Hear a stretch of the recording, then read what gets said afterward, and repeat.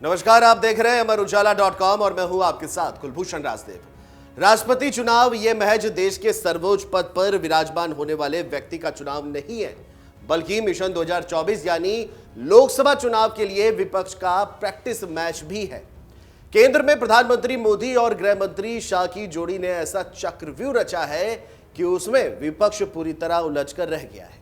मोदी शाह के आगे विपक्ष एक छत्रप तक नहीं ढूंढ पा रहा है जो मिशन 2024 में उनका नेतृत्व कर सके। राष्ट्रपति चुनाव, जिसे 2024 का प्रैक्टिस मैच माना जा रहा है, उसके लिए विपक्षी टीम को पर्याप्त संख्या में सियासत के खिलाड़ी तक नहीं मिल पा रहे हैं। जो मिले भी उनमें टीम भावना और तालमेल का अभाव है। राष्ट्रपति चुनाव से पहले की ये स्थिति आगामी लोकसभा चुनाव के हालात बयान करने के लिए काफी है। राजनीतिक जानकार ये कहते हैं कि भारतीय जनता पार्टी ने पहले कांग्रेस मुक्त भारत की घोषणा की थी। पार्टी उसमें काफी हद तक सफल भी रही।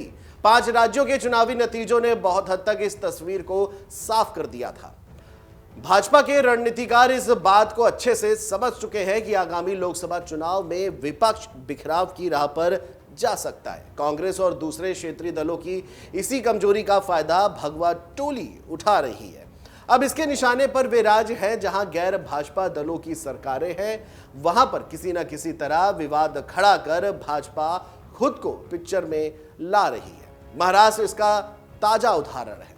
गोवा में भी प्रयास हुआ है। भले ही वर्तमान में पंजाब की सियासत के प्लेटफॉर्म पटल पर भगवा टोली कहीं नहीं ठहरती, लेकिन उसने 2024 की तैयारियां शुरू कर दी है। पंजाब कांग्रेस को आए दिन झटके देने का प्रयास हो रहा है। पहले कैप्टन अमरिंदर सिंह गए और अब बाद में सुनील जाखड़। पूर्व कांग्रेस अध्यक्ष नवजोत सिंह सिद्धू भी जेल में है। लोकसभा सांसद मनीष तिवारी भी कांग्रेस हाईकमान के निशाने पर है। भाजपा ने अभी से ही वहां पर मिशन 2024 की तैयारियां शुरू कर दी हैं।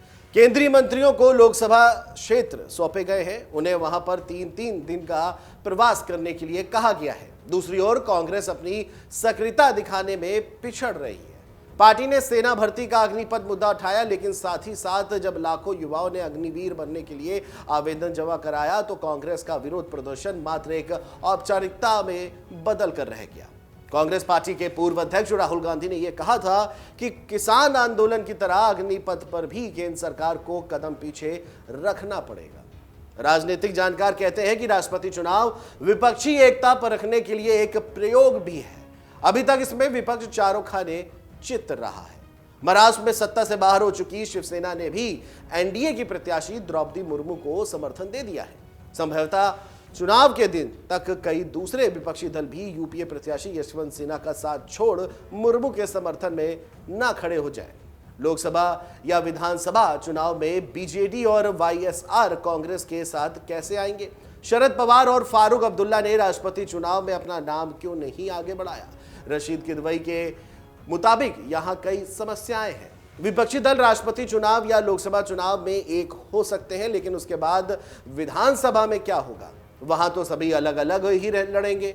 वह सोच उन्हें अब एकत्रित नहीं होने दे रही है। देश के वर्तमान राजनीतिक हालात को देखें तो विपक्षी एकता में यही सोच सबसे बड़ी बाधा बनकर उभर रही है। कांग्रेस में ऐसा कोई छत्रप नहीं है जो विपक्ष को एक प्लेटफॉर्म पर ला सके। सोनिया गांधी और राहुल गांधी सहित कई कांग्रेसी अभी ईडी के रडार पर हैं। भले ही चुनाव में विपक्ष को भारतीय जनता पार्टी से अधिक वोट मिलते हैं, लेकिन बिखराव के चलते उनकी कीमत 0 हो जाती है।